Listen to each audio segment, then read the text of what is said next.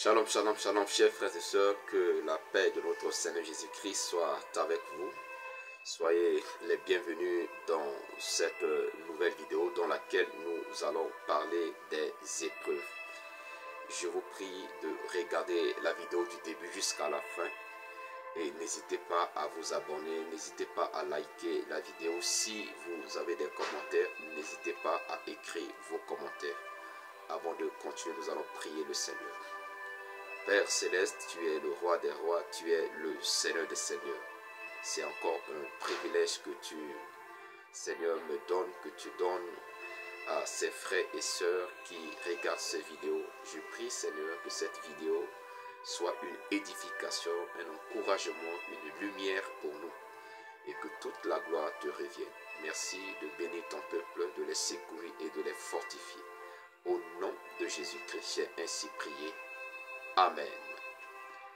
Gloire à Dieu. Encore une fois de plus, soyez les bienvenus dans cette vidéo. Je l'ai dit tout à l'heure, je vais parler des épreuves. Les épreuves sont des situations que ça soit païen, que ça soit chrétien, nous traversons tous des épreuves de la vie. Il n'y a pas quelqu'un qui n'a jamais fait face aux épreuves. La question que nous nous posons, nous allons trouver cette question dans le livre de Genèse, le chapitre 22, le verset 1, où il est écrit: après ces choses, Dieu mit Abraham à l'épreuve. La question qu'on se pose ici, pourquoi Dieu va mettre Abraham en épreuve? Nous savons que les épreuves sont des situations difficiles, ou parfois difficiles, qui arrivent dans notre vie. Mais nous voyons que Dieu a mis Abraham à l'épreuve. Ça veut dire quoi? Ça veut dire que Dieu permet parfois des situations souvent difficiles dans notre vie. Et la question est celle-ci: pourquoi ce Dieu si bon, ce Dieu amour, dont nous prêchons souvent qu'il est amour, qu'il est bon, pourquoi ce Dieu bon va permettre des situations difficiles dans notre vie, va permettre des situations parfois insupportables dans notre vie, va permettre souvent des situations douloureuses dans notre vie? Si Dieu est bon, il va être content de nous voir dans ces situations. Bien-aimés dans le Seigneur, ce qu'il faut comprendre, que les épreuves sont des situations qui viennent révéler des choses cachées en nous. Et nous allons voir ces choses cachées dans cette vidéo. J'ai noté 3 points que les épreuves révèlent dans la vie du croyant, dans la vie du chrétien que nous sommes. Quand les épreuves viennent dans notre vie, cela révèle certaines choses, soit positivement ou soit négativement. Et ce sont ces choses que les épreuves révèlent. Et cela détermine, ou encore cela révèle notre vraie situation devant Dieu. Parce que souvent, nous disons, nous aimons Dieu. Mais il faut certaines épreuves pour voir si réellement nous l'aimons. On peut dire dans la bouche que nous aimons Dieu. On peut dire aux gens que nous aimons Dieu. Mais l'amour, ce n'est pas seulement en parole, c'est en démonstration. C'est pourquoi la parole de Dieu dit: la foi sans les œuvres, elle est morte. La foi sans les œuvres, elle est morte. Si nous croyons en Dieu, nous devons démontrer les œuvres qui prouvent réellement que nous croyons en Dieu. Alléluia. Mais si nous ne présentons pas des actions qui prouvent que nous croyons en Dieu, cela montre tout simplement que nous n'avons pas la foi en Dieu. Alléluia. Alors, voyons. Le premier point, je viens de le citer déjà. Les épreuves révèlent notre amour pour Dieu. C'est-à-dire, certaines situations qui arrivent dans notre vie, cela révèle si nous aimons Dieu ou pas. Toujours dans ce livre de Genèse, le chapitre 22, vous allez voir que la parole de Dieu dit: Dieu demande à Abraham de sacrifier son fils qu'il aimait tant. Il a lutté pour avoir ce fils. Sa femme Abraham ne lui faisait pas d'enfant. Il est bien que par erreur, il a eu un autre fils. Il a eu un premier fils avec Agar, que Dieu lui demanda plus tard de chasser avec la servante. Et après 25 ans, après la promesse de Dieu, il a eu Isaac. Isaac était précieux pour lui. Isaac était son héritier. Il aimait tellement Isaac. Et la parole de Dieu dit, Dieu va demander à Abraham de lui sacrifier Isaac. Et la parole de Dieu nous dit, Abraham a accepté de sacrifier Isaac. Waouh! Waouh! Cela montre que l'amour que Abraham a pour Dieu dépasse l'amour qu'il a pour Isaac. La parole de Dieu nous dit, là où se trouve notre trésor, là aussi se trouve notre cœur. Donc Abraham ne voyait pas son trésor en la personne de Isaac, mais en la personne de Dieu. Par cette épreuve, cela révèle l'amour que Abraham a pour Dieu. Alléluia. Cela montre que Abraham aime Dieu. Jésus nous donne une parabole. Pas une parabole. La Bible dit que quand Jésus était dans le temple, les gens venaient pour donner les offrandes. Il y avait une femme qui était là. La petite pièce qui était insignifiante. Je peux dire peut-être ça peut être 1 euro ou bien 1 centime. C'était tout ce qu'elle avait. Il y avait des gens qui venaient qui peuvent donner $100, $200 ou bien 100 euros et etc. Mais la Bible dit ce qu'elle a envoyé, c'était insignifiant. Mais elle a donné, c'était tout ce qu'elle avait. C'était tout ce qu'elle avait. Mais elle a donné cela. Pas à un homme, mais à Dieu. Elle a porté cela dans le temps. Elle n'a pas regardé à sa pauvreté. Elle n'a pas regardé à son amour, à sa misère. Elle n'a pas regardé à ses difficultés, à ses problèmes, à ses besoins. Mais elle a porté. Jésus a dit, elle a donné plus que tout autre. Les gens commencent à penser, ce qu'elle a donné c'est insignifiant. Nous, on a donné plus que ça. Il dit, mais ceux qui ont donné en montant plus élevé, c'était leur superflu. C'est des gens qui avaient des millions sur leur compte bancaire. Si tu as des millions et que tu donnes une centaine de mille, cela n'est rien. Mais elle n'en a pas assez. Et tout ce qu'elle a donné. Cela montre le degré de son amour. Bien-aimés dans le Seigneur, certaines situations qui arrivent dans notre vie,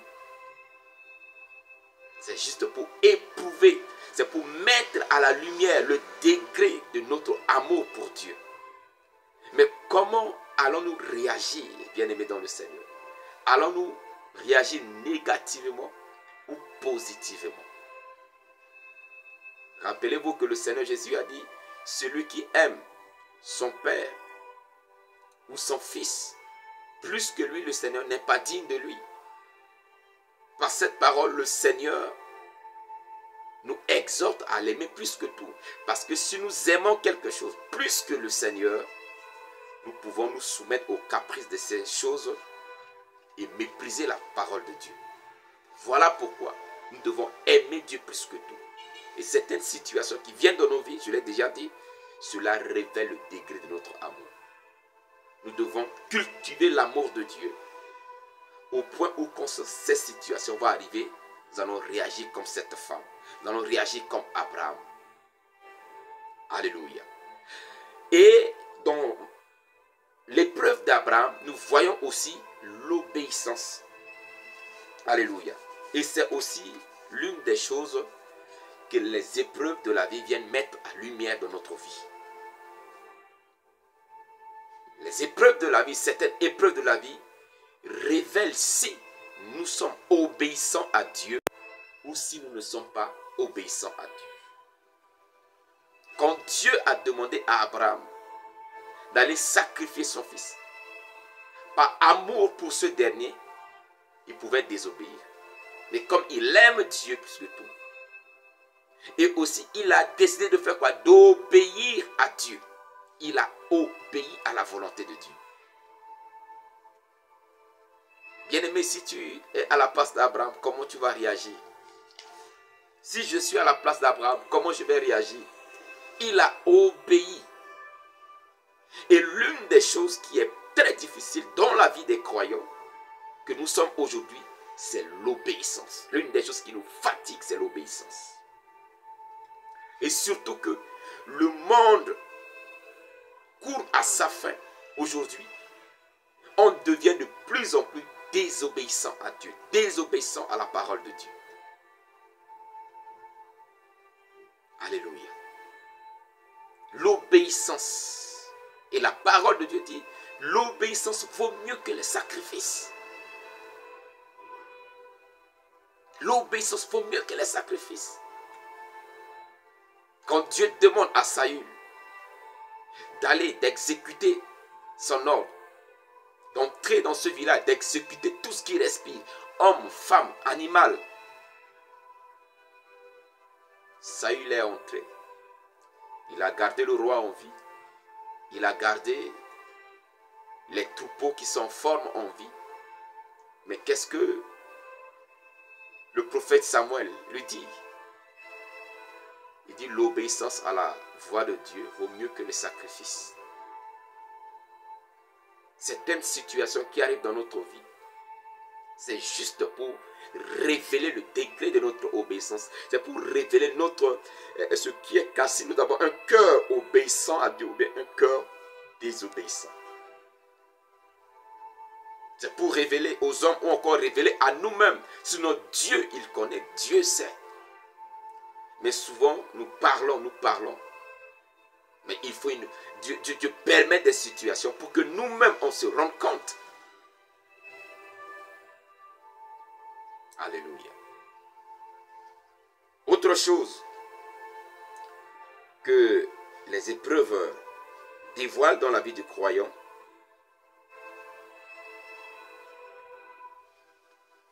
c'est la crainte. C'est la crainte. La crainte de Dieu. Nous pouvons voir cette situation dans la vie de Joseph. Joseph traversait des moments difficiles. Ses parents l'ont vendu, ses frères l'ont vendu. Ceux qui l'ont acheté sont partis le revendre encore. Et on l'a acheté comme un esclave.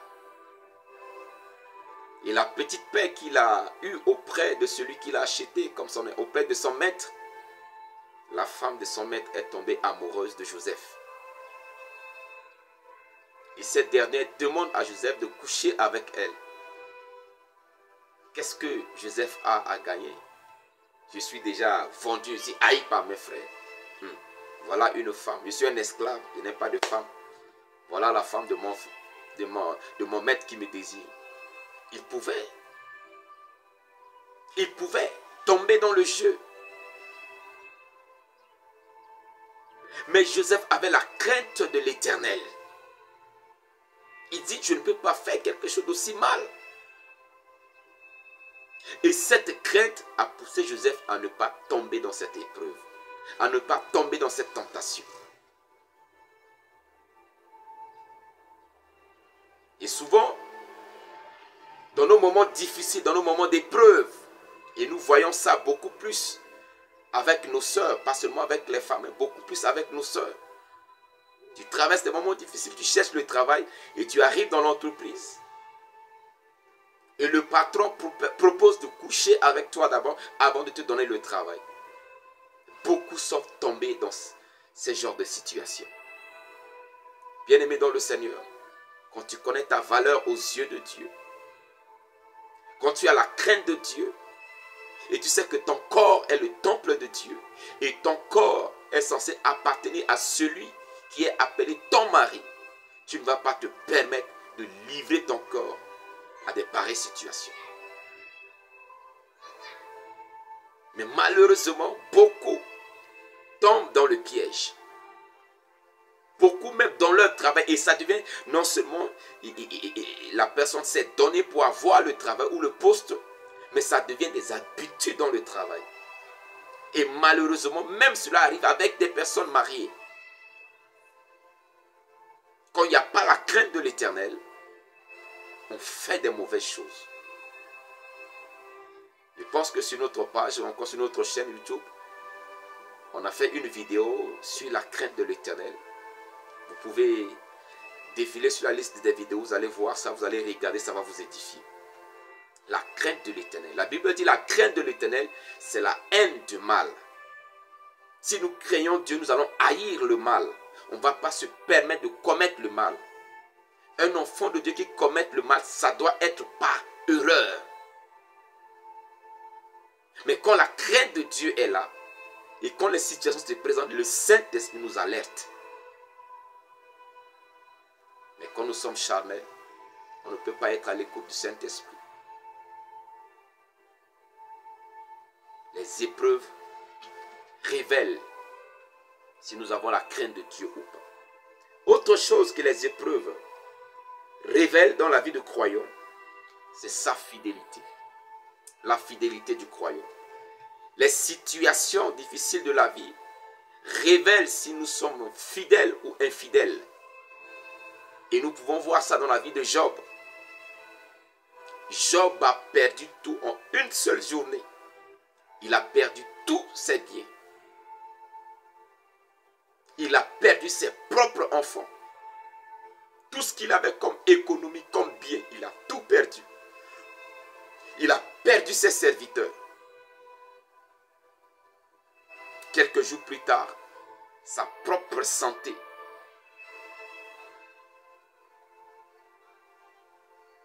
Sa propre santé était attaquée fortement. Mais dans tout cela, il est resté fidèle à Dieu. Bien-aimé dans le Seigneur, quand les situations difficiles viennent dans votre vie,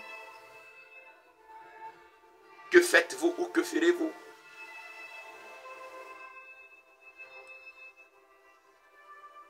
Allez-vous rester fidèle à Dieu?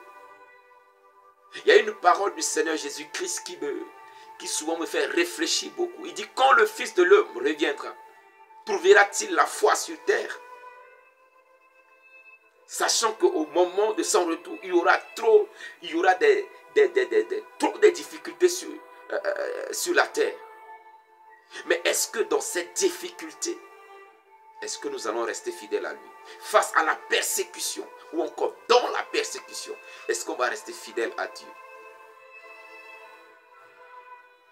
Il y a un homme qui s'appelait Étienne. La Bible dit, pendant qu'on le lapidait, il levait les yeux vers le ciel, il louait, il glorifiait, il contemplait la gloire de Dieu. Il pouvait renier Jésus en ce moment-là. Mais il n'a pas renié Jésus. Il n'a pas renié sa foi. Combien sont ceux qui ont renié leur foi, ont renié le Seigneur Jésus face aux difficultés de la vie? Frères et sœurs, quelles que soient les situations qui arrivent dans notre vie, nous devons rester fidèles à Dieu. Nous devons garder la crainte de Dieu.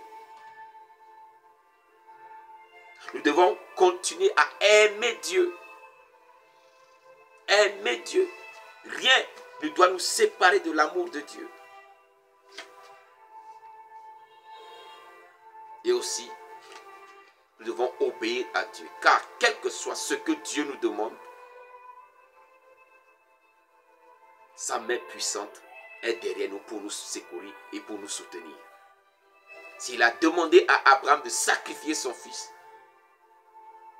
Abraham avait la foi, il savait que Dieu est capable de ramener en vie ce fils-là. Ayez cette certitude en Dieu. Et je conclus en disant le cinquième point, les épreuves de la vie révèlent l'état de notre foi. Les épreuves de la vie révèlent l'état de notre foi.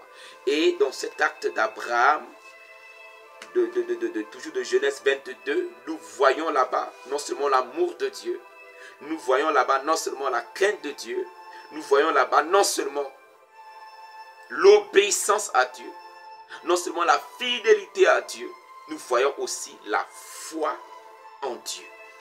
La Bible dit, pendant que Abraham allait au lieu du sacrifice avec son fils, Isaac, Isaac lui dit, nous avons le bois, nous avons le feu, mais où est l'agneau pour le sacrifice? Abraham va dire, l'Éternel pourvoira. Alléluia. L'Éternel pourvoira. La Bible nous parle, Genèse 22, le verset 7, il dit, alors Isaac parlant à Abraham son fils, dit, mon père. Et il répondit, me voici mon fils. Isaac reprit, voici le feu et le bois, mais où est l'agneau pour l'holocauste? Verset 8, Abraham répondit, mon fils, Dieu se pourvoira lui-même de l'agneau pour l'holocauste. Et ils marchèrent tous deux ensemble. Vous allez voir, quand ils sont arrivés au lieu de sacrifice, et réellement, l'Éternel a pourvu à l'animal qu'il faut pour le sacrifice. La foi. Je vais conclure en vous racontant ce témoignage de cet homme de Dieu. Ils sont partis dans la brousse avec quelques frères. C'était pour une retraite spirituelle. Et étant dans la brousse, ils sont partis pour quelques jours. Et là-bas, il exhortait ses frères et sœurs qui l'accompagnaient sur la foi. Il les exhortait sur la foi. Il leur parlait de la foi. Comment par la foi, David a pu combattre les ours, a pu combattre les lions, comment Samson a pu déchirer le lion en deux. Il a exhorté vraiment sur la foi. Et quand ils ont terminé de prier, c'était un moment de pause. Et qui a eu l'envie d'uriner, il s'est déplacé. Et comme c'est dans la brousse, ils sont déplacés pour se mettre à l'aise. Il a vu un serpent. Et quand il a vu le serpent, il a ordonné au serpent de rester immobile. Il a ordonné au serpent, au nom de Jésus, de perdre sa force, de perdre son pouvoir. Parce que lui, il a reçu le pouvoir de marcher sur les serpents et les scorpions. Et quand il a dit ça, et le serpent était resté immobile. Et il a avancé sa main, il a saisi le serpent il a saisi le cou du serpent par sa main gauche. Et puis il a pris sa main droite, il a saisi la queue du serpent. Et quand il a pris le serpent dans sa main, quoique vivant, mais le serpent était impuissant dans sa main. Il s'est approché vers le pasteur. Il a vu que vraiment il avait le pouvoir et l'autorité sur le serpent. Il a appelé, il a réveillé le pasteur. Il dit, regardez comment la parole de Dieu est vraie. Regardez le serpent qui est dans ma main est sans force et sans pouvoir. Et quand le pasteur s'est réveillé de son sommeil brusquement, il a vu le serpent entre la main de ce jeune frère.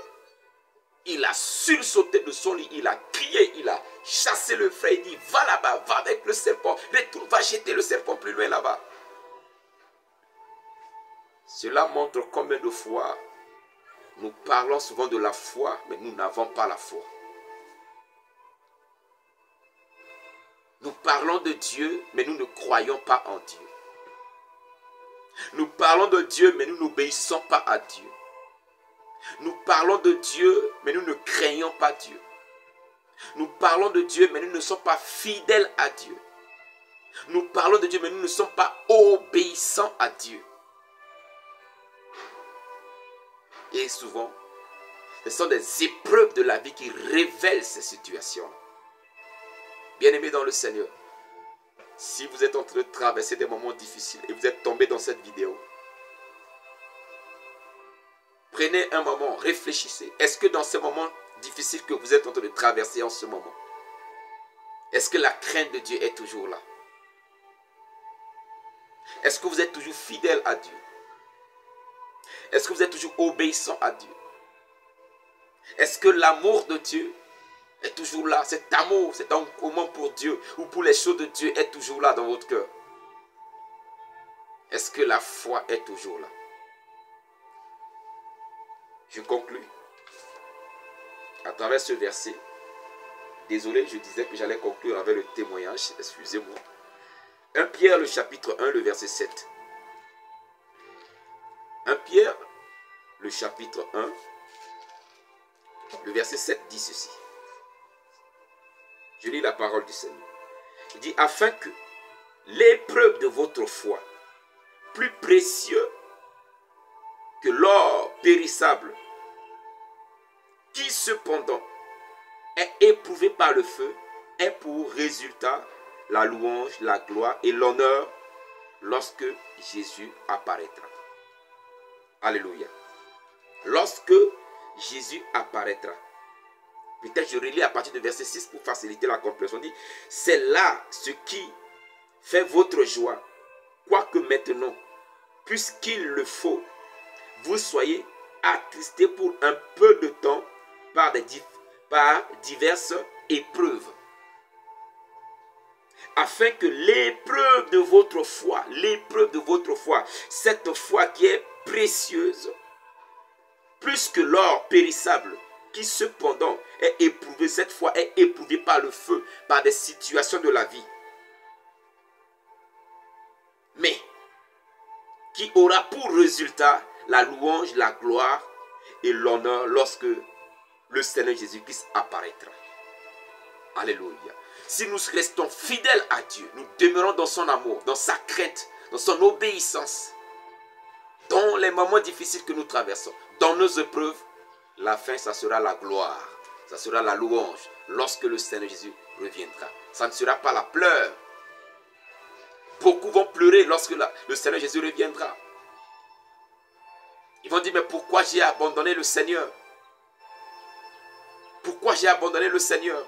Lorsque le Seigneur reviendra, il dira, je ne vous connais pas, retirez-vous de moi. Beaucoup vont pleurer. Ils vont se rappeler de ce jour où ils ont fait marche en arrière. Ils vont se rappeler de ce jour où ils ont décidé de suivre la voie de la désobéissance. Ils vont se rappeler de ce jour où ils ont suivi la voie de manque de crainte de Dieu. Cette voie qui mène à la mort, la voie qui mène au désir charnel. Ils vont regretter. Ils vont dire, pourquoi j'ai fait ce choix? Pourquoi je ne suis pas resté fidèle? Bien-aimé dans le Seigneur, je prie que le Saint-Esprit nous aide, parce que je peux parler comme ça aujourd'hui. Et demain, désobéir à Dieu dans les épreuves. Mais je prie que le Saint-Esprit nous aide. Que le Saint-Esprit nous aide, afin que quelles que soient les épreuves auxquelles nous sommes exposés, que nous ayons la force de rester attachés à Dieu, de continuer à marcher dans sa crainte, dans son amour, à rester fidèle à lui, à garder la foi, et à lui être obéissant. Que Dieu vous bénisse, que Dieu vous fortifie. Si vous traversez des moments difficiles, je prie que le Seigneur vous secoue dans ces moments difficiles. Je prie que la force du Seigneur soit votre partage. Je prie que le Saint-Esprit vous soutienne, qu'il soutienne votre foi. Soyez bénis et que la faveur de Dieu vous soit multipliée en Jésus-Christ. Shalom à vous. Rendez-vous dans les prochaines vidéos. Je vais rappeler ici, je l'ai dit dans la plupart de nos vidéos, nous avons un groupe de partage. Nous avons un temps de partage, on le fait en vidéoconférence sur Zoom. C'est un temps de partage et de prière. Si vous voulez faire partie des frères, faire partie d'une famille où l'amour est chaleureux, n'hésitez pas à nous contacter. On va vous ajouter à notre plateforme WhatsApp et vous aurez le lien pour participer à nos réunions d'échange, de partage et de prière. Que Dieu vous bénisse et que sa grâce nous soit multipliée en Jésus-Christ. Amen.